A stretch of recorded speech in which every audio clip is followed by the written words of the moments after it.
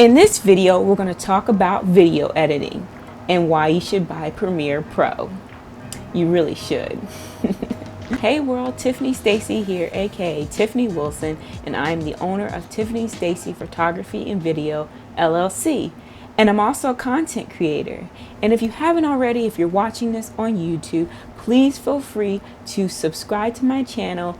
Don't forget to hit that bell so you can get notifications when I post every Thursday. So let's get into it. I'm not a super technical person.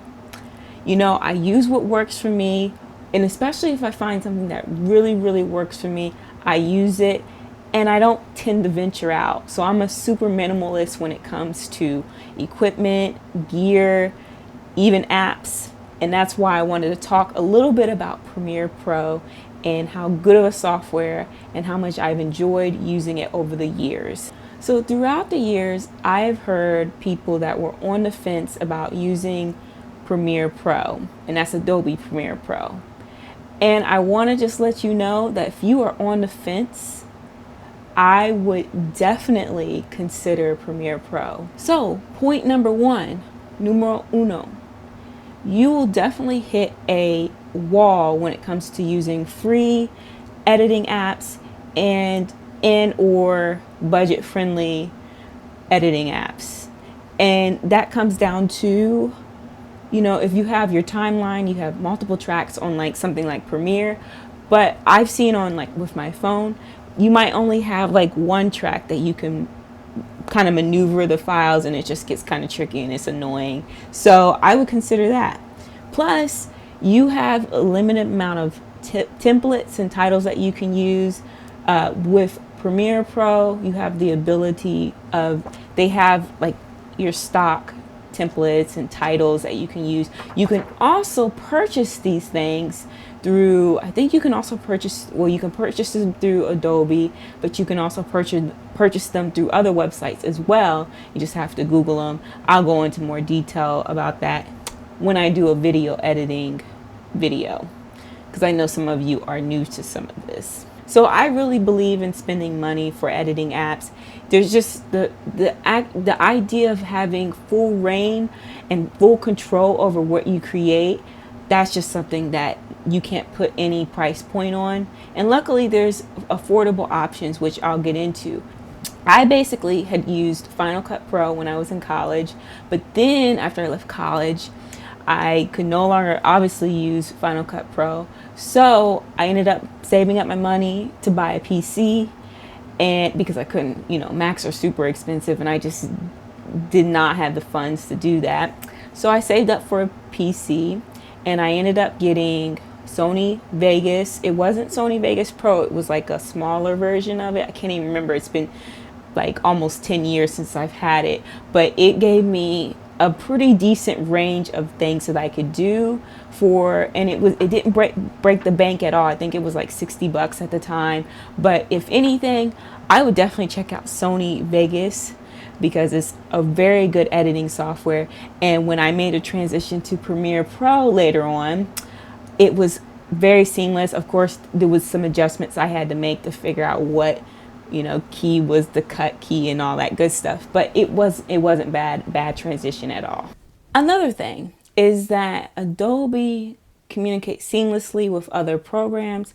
Like you have Adobe Audition, which is, you know, basically a app that helps with cleaning up, you know, your audio files. Like if you're shooting video and you want to clean some audio up, I've used that a few times. I tend to like to get things done in camera. I don't really like to go in to like Audition and clean things up. I just don't like it. It's just too much time. But what I like about that is that as soon as you do your edits, it'll go into your file in Premiere Pro, and it'll automatically fix all of those things that you edited in Audition. So there's always something new to learn. That's another thing that I like about Premiere Pro. I feel like I actually just recently took an editing class, and I was completely blown away of the amount of upgrades that they've made. So if Adobe, if you're listening, please continue to have these classes, because I definitely benefited in terms of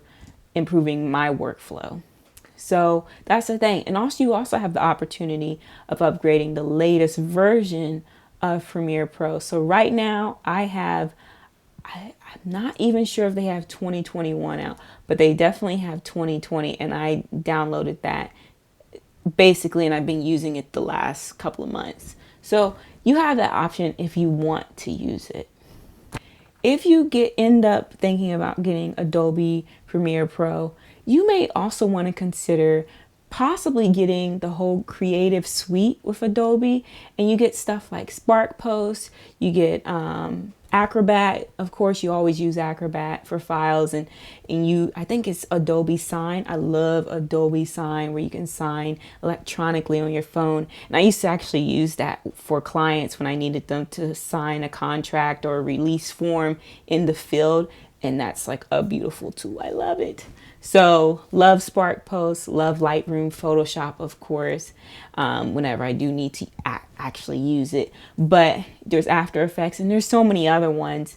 After Effects is not my favorite. It's not my forte, but it's there if I really want to learn it. So if you're open to learning new things, I would totally go with getting the whole creative suite. And plus, if you're a student or your teacher, you will actually have the opportunity of getting a pretty decent discount on, I think mine is like half off basically, and I was spending like $53 a month for the whole suite. So think about that. So my last point is the most important one, and that is Adobe has some of the best customer service I've ever experienced with any electronic equipment that I've had thus far. And that's because really when I had an issue with a client, they had sent me 4K video, and the video was so large that it was lagging my computer and it was causing me all kinds of chaos. And as an editor, you do not want to waste time on video lag, because it just slows down your workflow, and it could take you hours and days to finish just what could be a simple project. So I ended up hitting them up on the chat, and they got back with me, and they really walked me through on how to correct this problem.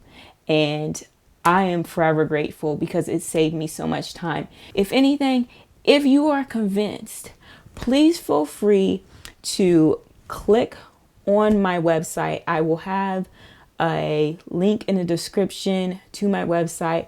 I recently became an affiliate with Adobe, and if you can please click on that, I get a percentage of commission, and it would just be so helpful. So if you like this video, definitely feel free to utilize that link. Please feel free to leave a comment, like, subscribe, depending upon what page you're on that you're seeing this. And as always, I will be back next Thursday, and stay healthy and safe, and I'll be back next week.